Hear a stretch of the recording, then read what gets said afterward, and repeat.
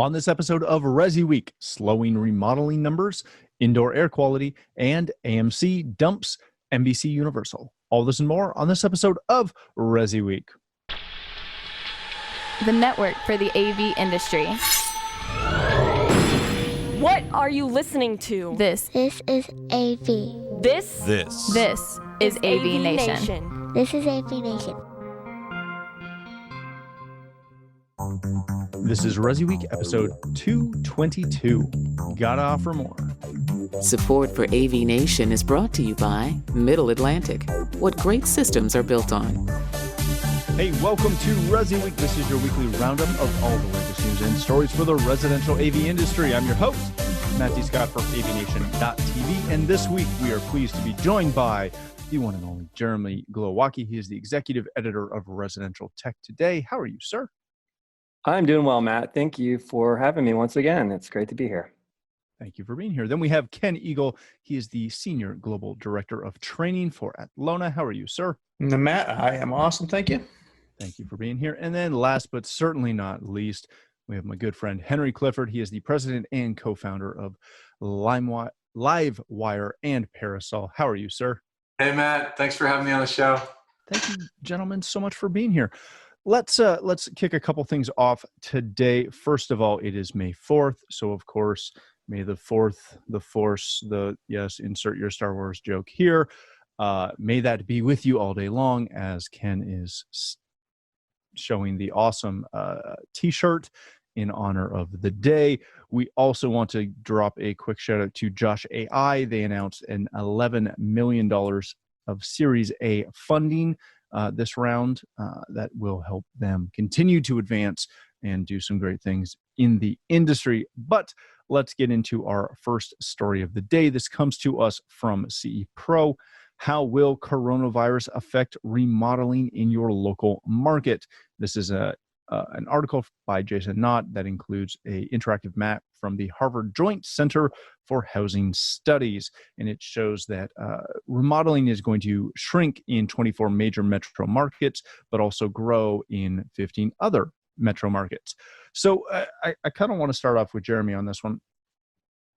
Is this just about the ebbs and flows of the remodeling side of residential construction? Obviously, we put a lot of emphasis on new builds and new starts and how that affects our aspect of that channel.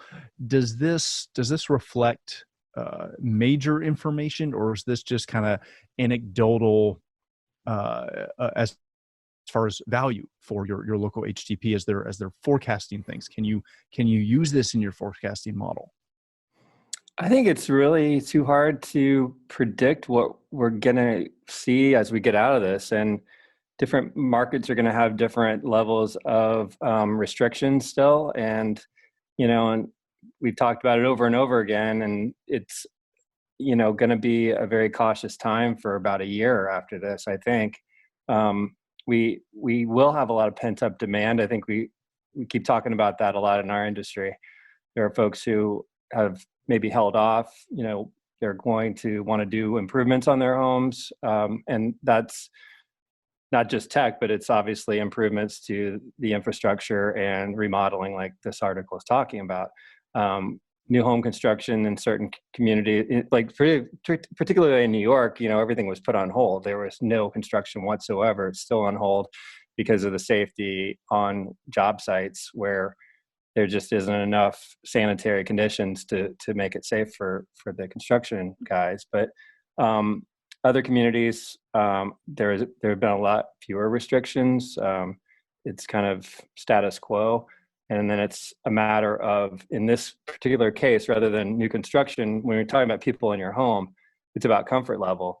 And, I was going to make a service change to my internet, and my wife said, let's kind of wait on that because I really don't feel like having a stranger in our home, even if they're doing all the protocols. We're not even letting our friends in our home right now. So I think that is probably the case for a lot of folks. When you're talking about having remodeling done, you may be thinking of all these great ideas while you're sitting at home with these four walls, things you want to do to improve. So I think that is people are just waiting for that time when they're able to do that. I think the prediction that this is going to be an increase is probably a good prediction. It's just a matter of when that is going to actually take place. When are people going to really feel comfortable and secure that, the money is going to still be there and that they're going to feel safe from the virus. Very good. Ken, when you look at this, it's very interesting to actually not only read the article, but go to the Harvard University site on this, where you can play with that graph and look at a couple of things. But if you're in one of these markets where they're reporting on this, is this something that you can actually use as you forecast, use as you plan going forward, or is this such a broad stroke that it's, I don't want to say it's not applicable, but it's very hard to apply it to our typical customers? Yeah, I kind of think, you use the right word. I think it's a bit of a broad stroke. There's no doubt when you look at that map, certain metro areas are definitely feeling the more of a pinch than others are. They're hit in different ways for sure. But, I just we had a sales meeting with my team this morning. And when you look across the country at what's going on, it's such a mix from dealer to dealer between we've laid off people and we're just trying to figure out if we're going to stay in business to we're making money and we're doing well. We have jobs in the pipeline and they're still going. So I think it's important to watch this trend. It's an important map to see. It might be telling if you're, trying to forecast, a quarter or two ahead. But many dealers that I know, they're working on the quarter that they're in. They're working to make payroll month to month. And, I think the best bet is to be in contact with your builders, with your remodelers, with your customers. That's going to be your best bet for a forecast right now. Yeah, that's true. All right, Henry, as the only current integrator on the call, when I check kind of your region, right now it has, this study has you predicted for to maintain a 2% growth or a 1% growth, which is consistent or essentially 1% lower than the normal expected growth. Does this data help you at all? Does new home start help you at all? That's kind of been the one pushback that I've always had on how much credence our channel seems to give new home starts and renovation things, because I know in my business, the majority of my clients, they're going to go ahead with some form of renovation, no matter what the market does. If they've decided they're going to do it, they're going to do it. Is that how you perceive this affecting the majority of integrators? I always look at things like this, and when I read this article, I was having a pretty good day, and then I clicked on our region, and I felt nauseous. But candidly, I feel like it might even be worse than that. I mean, 2% is not much of it's sort of like saying I need to lose 5 pounds. I mean, that's not much of a needle move, right? I mean, but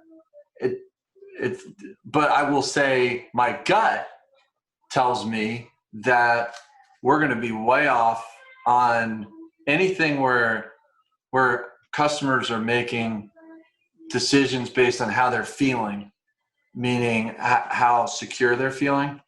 Somebody the other day when we were talking said Maslow's hierarchy is very real in terms of people looking for food, clothing, shelter, and then sort of moving about the cabin. So if we have people still at rung 1 or rung 2 on Maslow's hierarchy, and those people would normally feather the nest or be in transition, moving, building, or remodeling, then they're going to pull their chips off the table. So I saw it.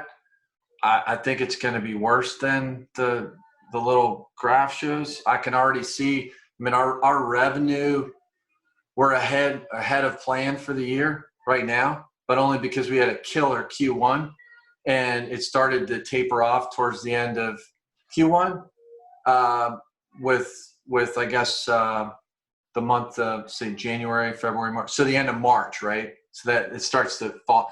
And then April, we missed goal by a little bit, not by much. I mean, I'm actually surprised, knock on wood, how well we are doing for the times that we're in. But I feel like once Q2 earnings come out and we get the real bottom out of this thing, I'll take a 2%, -2% or -5% any day of the week. So I feel like the numbers are sandbagged, and but I feel like they're well intended, because if you survey, like I think about where these come from, you ask people where their businesses are going to be. And those of us on this call, when we think about people asking, how are things going to be? You want to be optimistic. So you're going to say, it's like, hey, how many times a week do you floss? Every day, twice a day, right? So I think, I don't know what the percent margin of error is, but yeah, anyway, but my gut tells me it's going to be more off than the study said, but I like that it's out there. I like that we're looking at it and talking about it. Very good. The one thing that I do find very interesting, which I agree with you on, is when you click to New York, as Jeremy alluded to, it's saying that it's just going to stay at 0% increase. That it's not going to increase, but it's not going to decrease, which I find really comical, because they're going to decrease their renovation rate because they have been shut down to the extent that they have. It's going to decrease. So that will be very interesting to watch. Gentlemen, let's move on to our next story. This comes to us from Residential Tech Today and Jay Basin. It is your guide to indoor air quality and indoor air purifiers. You're probably sitting at home watching this or listening to this saying, why are you talking about air purifiers? Well, I'm glad you asked. Essentially, this is another piece to that wellness conversation that has been getting so much traction in the news these last couple of months, year maybe. Ken, I wanted to start with you on this one. When you look through this, it's a good wrap up of a bunch of essentially standalone air purifiers and things such as that a lot of people are very concerned about these days, as far as, can they get something in their house to help purify that air, due to obviously the worldwide pandemic and all that fun stuff going on.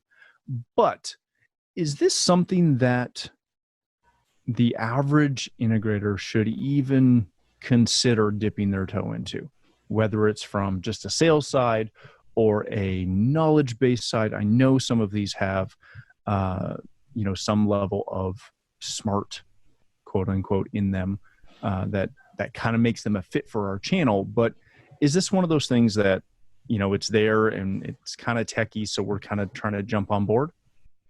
Well, I think if you're smart, you've got to take a look at it right now, just because of where we are today. I mean, you asked me this 6 months ago, I'd probably say something very different. But I mean, I'm looking at the industry right now, and, conventional products that I'm used to selling, I don't even know where they're going to go after this, because I've got customers now who are interested in a completely different kind of product. Maybe it's air purifiers. It's thermal infrared cameras, so they can, scan people, monitor for temperature increases or something. I mean, depending on where you live, if you're in a house or if you're in, let's say, a high-rise office building, I think whether it's purifiers or something else, this technology to monitor your environment now, more than just audio, video, data signals moving around, it's these biometrics kind of, products to clean the space that you're in, to make sure that it's a safe environment, to make sure people come in to visit you. I mean, you think about it, we think about a residential home as a single family residence, because a lot of the business is that. But what about somebody in a high-rise building too? And you've got one elevator, and you've got to get people up and down that elevator, and maybe you don't want more than 2 people in an elevator at one time, and you've got 1,000 people that live in that building, and they've got to go up and in and out of that building twice a day. Maybe you need air purifiers in the elevators too. I don't know. I'm just thinking out loud here, but it seems to me that if you want to survive now, if you want to see where this is going, if you want to have your customer's best interest in mind so that you can be successful, you've got to look at this, and you've got to look at other things that are out there too, because the traditional business where you've been focused on is going to be different when we come out of this. Yeah, very true. Henry, you just heard what Ken said, and I'm kind of two minds on this one, but I want to get your thought on this. Do we have any business? I'm having a hard enough time, thinking about the majority of integrators that are quote unquote trying to get into, circadian lighting and lighting design. And I sat on a webinar last week about, selling fixtures, which we've done for years, but everyone else on the call had not. I have a hard enough time with that conversation for the majority of integrators. Now we're talking indoor air quality, air purification, modifying system components of HVAC. Do we have any business playing in this space? I feel like at the end of the day, we're in the relationship business and we're in the people business. And I've got good friends who do hundreds of thousands of dollars a year in fixture business, lighting fixture business, they're integrators. Why? Well, they happen to have somebody on their staff who's amazing at that sort of thing. So I'd say as we think about our strengths as an integrator, we're gonna cater to those strengths and we're gonna try to design, install, and service systems which are in our comfort zone. I feel like the whole biophilia wellness piece is a good category. I really like that Julie really she's brought it to the forefront, right, for our industry. And I think about it in terms of the five senses, right? So sight, touch, and there's three more that I don't know. I can't think, hearing, etc. I mean, but we deal with those senses all day long. So we design cool video systems for, we design cool sound systems. And so when we get into things like air quality and needing to feel closer to nature, I feel like we're sort of closing the gap on the senses, but I'm not going to get into air quality in my shop because I don't know anything about it. But if I had somebody on staff who wanted to become a champion for that sort of thing, for example, our director of builder relations just became our lighting champion. So he's going through David Warfel's lighting university and becoming certified in Ketra and all kinds of crazy things. He wants to champion that in our organization. And I say, party on, man. Have fun storming the castle. And I'm going to be as supportive as I can. So, but at the end of the day, am I going to push our team to learn about a one-off component of biophilia like air quality as a standalone?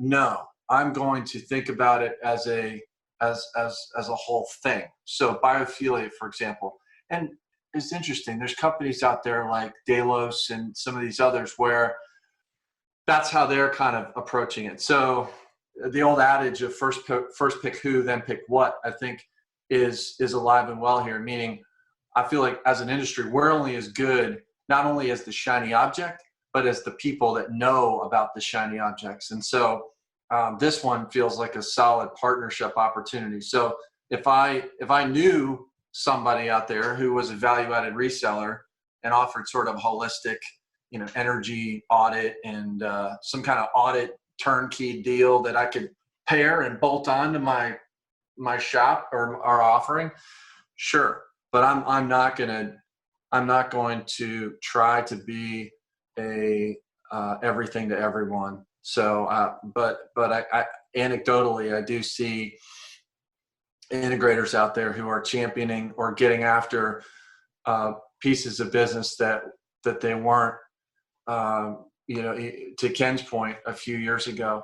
And so I think soon enough we'll start to see more of that, but it'll be as an add-on. It won't be as a standalone. Nobody's going to lead with that necessarily. Air purifiers, get them today while they're hot. Act now. I can see the marketing already. Jeremy, something that I've struggled with the expansive reach of, you know, a lot of integrators is, at what point do we kind of hit the almost the same as a designer, where we want to touch everything. We want to help the electrician do their lighting better. We can help HVAC do this better. We can help water do that. We're going to help you pick your flooring because this is, you know, got a sensor in it and it does that. At what point do we just get to the point where we make it hard for people to work with us because we want to be involved in so much? Or is it the flip that we're knowledgeable about so much, so we have the opportunity to do that? I was just looking for a author of a book called The Trusted Advisor. And it was one of these business books that we were given at a CEDIA conference or another management kind of event. And the whole idea was that our industry, you know, could play that role for their high net worth clients or even middle market clients. And you'd be the person that anything that touches on technology, you have some sort of knowledge of and could provide those resources for your client. And if that means that you do find another person who's a professional in that category to bring them in, then that's what it is. And I mean, it's as simple as the integrator I worked with on my home automation systems. They did not do the HVAC portion of it. They didn't put the thermostat in. They have an HVAC contractor that they trust to bring in for that. What seems simple to me, I mean, I thought I could swap out, you know, the thermostat basically and put in the smart one. But they say this is not our wheelhouse. We can do all the AV, but we don't feel comfortable in this space. And there are challenges with different systems that, you know, can kind of screw up the whole thing. So I thought that was pretty cool. I was like, well, you guys aren't acting like you know everything about everything, but you do bring it all together and integrate it. And I think that, you know, maybe it's not a air purification standalone piece like some of these that he's talking about in the article, but it could connect into the HVAC system itself. That's one of the pieces he was talking about. And if you have a wealthy client who just wants you to sort it out, then if you can do the research, you know, and find out where to guide them, then you're the trusted advisor that they will call for all of that kind of stuff. And, you know, you have to be willing to do the digging, I guess, and to help them find the answers. But that's an opportunity, I think, for someone to really become the call that they always make. And hopefully you don't get calls like for the annoying things like the cable provider and that type of thing that goes well beyond your control, but it's probably going to happen as well. That's just part of the deal, I guess, with this industry. Yeah, very much so. All right, gentlemen, let's quickly move on to the last story of the day. This comes to us from TheVerge.com. AMC theaters will no longer play Universal movies after the Trolls World Tour's on-demand success. There's kind of been a bit of a, we'll call it a spat, back and forth between the CEO of AMC and NBC Universal CEO Jeff Shell. He's obviously bypassed traditional theaters because there's not a theater open in North America right now to release Trolls World Tour over their streaming platform. They've pulled in nearly $100 million in revenue through digital sales, as well as 5 million copies sold.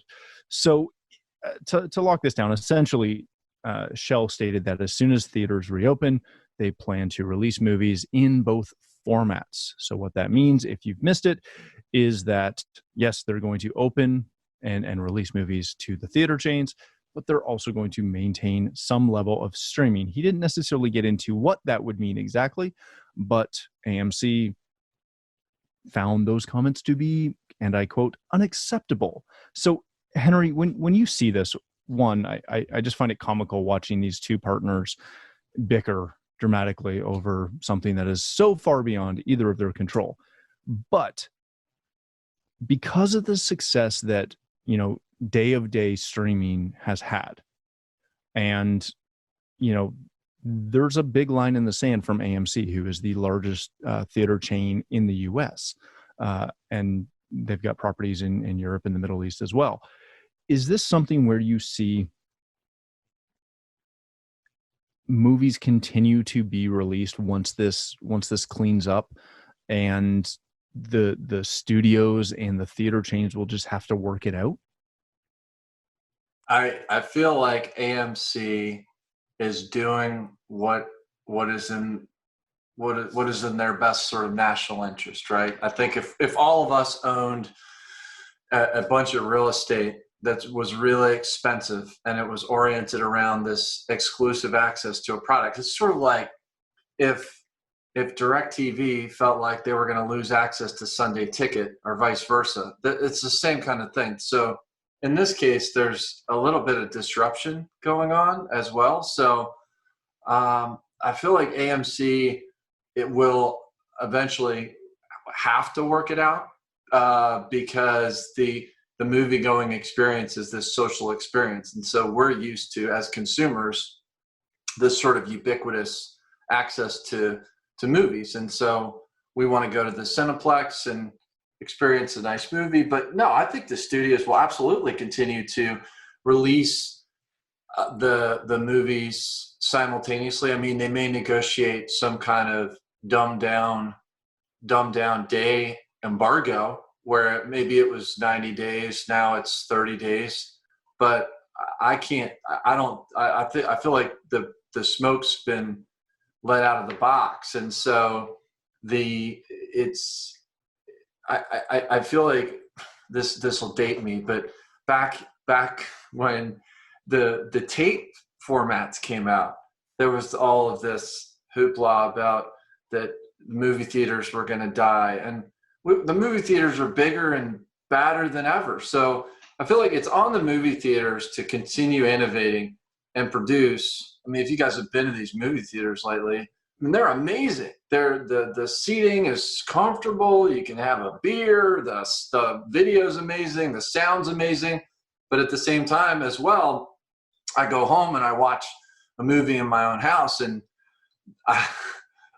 it's pretty mind blowing as well. So I feel like it really turns up the volume for the theater chains to keep innovating and keep driving that experience. But no, I think the studios will continue simultaneously releasing content, but it's going to be some gnashing of teeth until we get to that point. Very good. Jeremy, is this an opportunity for integrators to continue to push the, hey, you can, when we say you can have the theater experience at home, that you can really have the theater experience at home? Oh, absolutely. I mean, I think it's definitely improving that opportunity for content at home. And it's kind of weird. It's like you're going to get to a point where everyone's going to want to go out. We're just so sick of being at home. And as nice as our theaters might be at home, we want to get out and have an experience out in the world. But then there's going to be that lag time where we're not going to feel too safe about certain communal experiences yet. Like, it's going to take me a while till I go out to a restaurant as much as I really want to go out to eat. I think that theaters are pretty much in that same category where on a good day, they're not very clean, as nice as the experience can be from a seat standpoint, sound standpoint, beer drinking standpoint. The sticky floor is still a notorious, movie theater experience. And you think, yeah, how about the virus part of it too? I know they're going to have to clean a lot more, but that just makes you a little concerned. But yeah, it's cool that you'll be able to get these movies a lot quicker.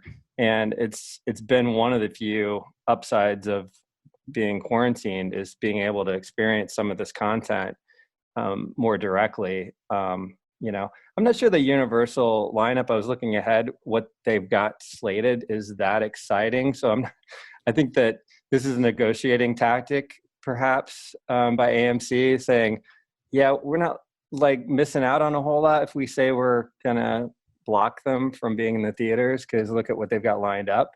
But I think it's going to be a negotiation from this. They're going with, yeah, we'll sell it for this ridiculous amount of money, and then they, back well, we don't care about you, we don't need you, and then they find somewhere in the middle to meet. I think that's where this is going to go. Very good. All right, Ken, I'll give you the last word on this. We kind of, or the other two gentlemen think that this will be resolved. I think this will be resolved. Is this, though, kind of that watershed moment where the way in which media continues to be distributed changes? Or when this wraps, will this just go back to kind of the normal that we're used to? Well, it's kind of hard to say. I could see it going a little bit of both. The normal that we're used to. Yeah, there's people that want to get out. Like Jeremy said, a little bit of cabin fever, you want to get out and do it. A movie theater is going to be the first place you run to and take your kids. Probably not. You're probably going to still continue to do the home experience. That's good for the integrator. But I think as far as the big media goes, the theaters, I think the change, like AMC, got to continue to innovate. Like Henry said, I think it puts kind of the pressure on them to drive this a little bit. I'm seeing more of these boutique kind of theaters pop up where you have a restaurant, you have the beer, server comes down to your seat. The experience has got to offer something more than just a comfortable chair and a sticky floor and a big screen with good sound to get people out. And if they can continue to make it exciting in that way, then maybe we'll see the same old, that comfortable thing that we want. If not, then it's going to drive me and everybody else to stay home because I got an awesome system here. It's going to be tough to pull me away if I can get the new stuff. Very much so. All right, gentlemen, let's call it there. Thank you so much for joining us today. Jeremy, if people want to connect with you, learn more about residential tech today, where can they do that? Please go to restechtoday.com to subscribe to the magazine and check out our online articles, and find us on Apple Podcasts and anywhere else you get a podcast for Residential Tech Talks. We're trying hard to be half of what this great podcast is, but got a long way to go. Thanks to someone like Henry, who's been a guest already. I'm getting my 10,000 hours in very slowly. Very good. Mr. Eagle, thank you for joining us. If people want to connect with you, learn more about Atlona, where can they do that?